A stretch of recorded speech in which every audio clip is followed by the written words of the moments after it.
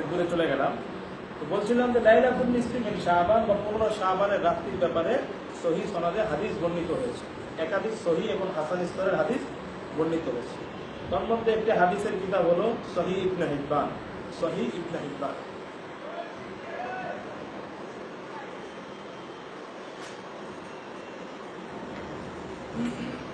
এই কিতাবে সহিহ ইবনে হিব্বানের 12 নম্বর খণ্ডের 481 নম্বর পৃষ্ঠায় হাদিস নাম্বার 5665, হাদিস নাম্বার 5665 একটা হাদিস এখানে উনি এনেছেন ইমাম ইবনে হিব্বান রাহিমাহুল্লাহ।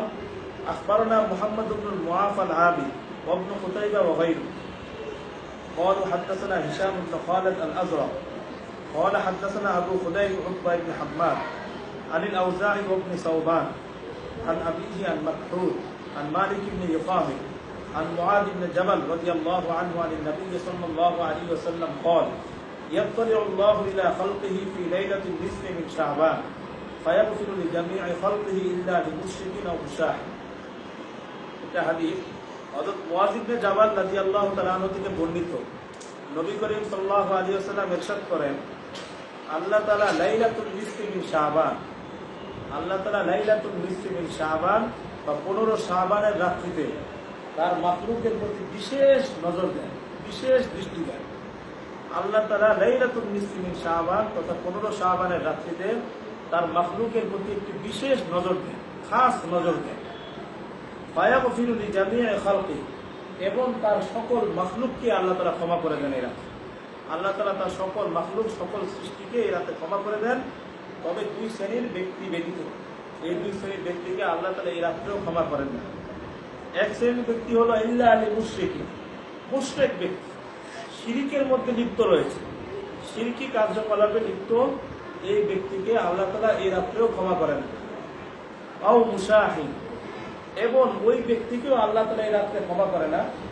ওই ব্যক্তিও আল্লাহ তাআলার এই রাতের মাগফিরাত থেকে, রহমত থেকে বঞ্চিত থাকে, যে অন্য মুসলিম ভাইয়ের প্রতি হিংসা বিদ্বেষ লালন করে, অন্য মুসলিম ভাইয়ের প্রতি দিলের মধ্যে হিংসা রাখে, বিদ্বেষ রাখে, এরকম ব্যক্তিকেও আল্লাহ তাআলা এই লাইলাতুল নিসফি মিন শাবান তথা 15 শাবানের রাত্রিতে আল্লাহ তাআলা ক্ষমা করেন। তো পরিষ্কার হাদিস যে আল্লাহ তাআলা লাইলাতুল নিসফি মিন শাবান বা 15 শাবানের রাত্রিতে মাখলুকের প্রতি খাস দৃষ্টি দেন, বিশেষ দৃষ্টি দেন, এবং ব্যাপকভাবে তার বান্দাদেরকে ক্ষমা করে দেন, ব্যাপক হারে তার বান্দাদেরকে ক্ষমা করে দেন। তো পরিষ্কার এই একটা হাদিস দ্বারা প্রমাণিত হয়ে যায় এই রাত অন্য রাতের মতো সাধারণ রাত না, বরং এই রাতে ভিন্ন ফজিলত এবং ভিন্ন মর্যাদা রয়েছে। এই একটা হাদিসই যথেষ্ট। তো এখন এই হাদিসটার সনদের কি অবস্থা? এই হাদিসটার ব্যাপারে, এই হাদিসটার সনদের ব্যাপারে সঠিক কথা হলো এই সনদ সম্পূর্ণ সহিহ। এই হাদিসের সনদ সম্পূর্ণরূপে সহিহ।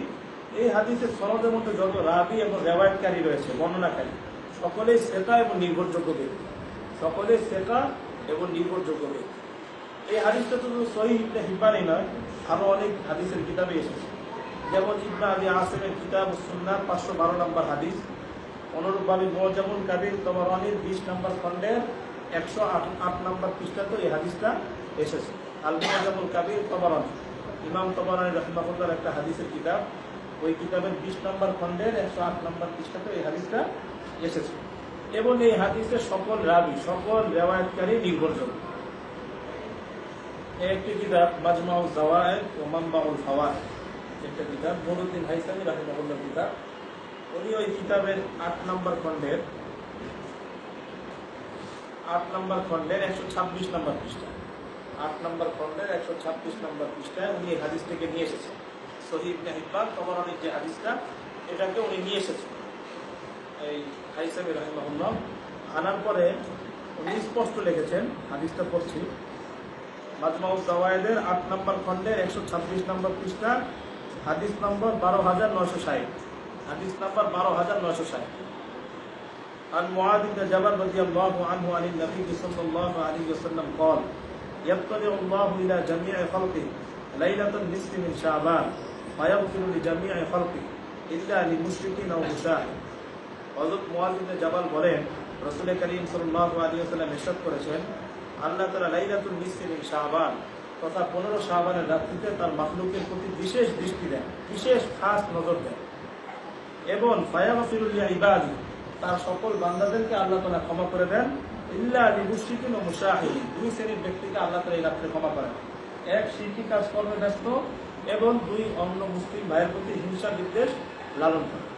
এই হাদিসটা আনার পরে নুরুদ্দিন হাইসামি রাহিমাহুল্লাহ স্পষ্ট বলেছেন, রাওয়াহু তাবারানী ফিল কাবীর ওয়াল আওসাত, ইমাম তাবারানী রাহিমাহুল্লাহ এই হাদিসটা তার আল মুআজামুল কাবীর এবং আল মুআজামুল আওসাত দুই কিতাবের মধ্যে এই হাদিসটিকে ইমাম তাবারানী রাহিমাহুল্লাহ বর্ণনা করেছেন। ওয়া রিজালুহুমা সিকাত, ওয়া রিজালুহুমা সিকাত, এবং ওয়া রিজালুহুমা সিকাত, এই হাদিসের সকল বর্ণনাকারী, যত রাবী রয়েছে বর্ণনাকারী, সকলেই সিকা এবং নির্ভরযোগ্য। ওয়া রিজালুহুমা সিকাত, সকলেই সিকা এবং নির্ভরযোগ্য ব্যক্তি। অর্থাৎ এই হাদিসের যত রেওয়ায়াতকারী আছে, সনদের যত রাবী বর্ণনাকারী রয়েছে, সকলে সিকা এবং নির্ভরযোগ্য ব্যক্তি। স্পষ্ট সহিহ হাদিস। তো এই সহিহ হাদিস দ্বারা স্পষ্ট প্রমাণ হয়ে যায় এই রাত অন্য রাতের মতো সাধারণ রাত না, বরং এই রাত একটি বিশেষ ফজিলতপূর্ণ রাত, বিশেষ মর্যাদাপূর্ণ রাত। শুধু উনি সহিহ বলছেন এমন না, আরো অনেকে এই হাদিসটিকে সহিহ বলেছেন। যেমন বর্তমানে আমাদের দেশের গায়রে মুকাল্লিদ ভাইরা যার তাহকিক এবং সিদ্ধান্তের প্রতি আস্থা রেখে থাকেন, তাদের মধ্যে একজন আলেম হলেন শায়খ নাসিরউদ্দিন আলবানী রাহিমাহুল্লাহ, একজন বিশিষ্ট গায়রে মুকাল্লিদ আলেম মরহুম। ওনার তাহকিকের প্রতি আমাদের দেশের সালাফি ভাইরা অনেক আস্থা রেখে থাকেন, তাকে অনুসরণীয় মনে করে থাকেন, বিশেষ করে হাদিসের সহিহ রাইফের ক্ষেত্রে। উনি ওনার এই কিতাব সিলসিলাতুল আহাদিস সহিহ, ওনার এই কিতাবের সিলসিলাতুল আহাদিস সহিহার 1144 নম্বর হাদিস এবং 3 নম্বর খণ্ডের 138 নম্বর পৃষ্ঠা এই হাদিসটিকে সহিহ বলছে। সিলসিলাতুল আহাদিস সহিহার 3 নম্বর খণ্ডের 138 নম্বর পৃষ্ঠা এবং হাদিস নাম্বার 1144। উনিও শায়খ নাসিরউদ্দিন আলবানী রাহিমাহুল্লাহ এই হাদিসটিকে সহিহ বলেছেন। শুধু শায়খ নাসিরউদ্দিন আলবানীও না, বর্তমান বিশ্বের আরেকজন অনেক বড় গবেষক মুহাক্কিক আলেম শায়খ শুআইব আল-নাওতো এই হাদিসটিকে সহিহ বলেছেন। উনিও এই হাদিসটিকে ওনার তাহকিকিত কিতাবের হাসিয়া এবং টিকার মধ্যে এই হাদিসটিকে সহিহ বলেছেন। মোট কথা অনেক ইমাম এই হাদিসটিকে সহিহ বলেছেন।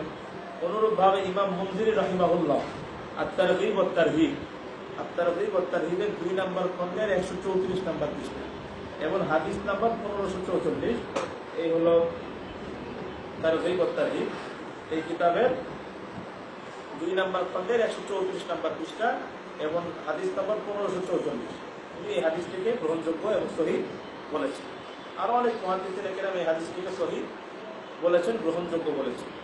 মোট কথা এই হাদিসের দ্বারাই স্পষ্ট প্রমাণ হয়ে যায় যে লাইলাতুল নিসফি মিন শাবান বা অর্ধ শাবানের রাত বা 15 শাবানের রাত্রি নামে যে রাতটি, এই রাতের ফজিলত নিঃসন্দেহে প্রমাণিত, সহিহ হাদিস দ্বারা প্রমাণিত। এবং এই হাদিসের মধ্যে স্পষ্ট যেহেতু ঘোষণা আসছে, আল্লাহ তাআলা এই রাত্রে ব্যাপকভাবে তার বান্দাদেরকে ক্ষমা করে দেন, ব্যাপকভাবে মাফ করে দেন। এই জন্যই এই রাতকে লাইলাতুল বারাআত বা শবে বরাত বলা হয়। শবে বরাত থেকে আসলো শব্দ, সব এটা ফার্সি শব্দ, আর বারাত হলো আরবি শব্দ। বারাত মানে হলো মুক্তি, তো শবে বরাত মানে মুক্তির রাত। যেহেতু আল্লাহ তাআলা এই রাত্রে ব্যাপকভাবে তার বান্দাদেরকে পাপ থেকে মুক্তি দান করেন, গুনাহ থেকে মুক্তি দান করেন, এই জন্যই এই রাত্রিকে লাইলাতুল বারাত বলা হয়।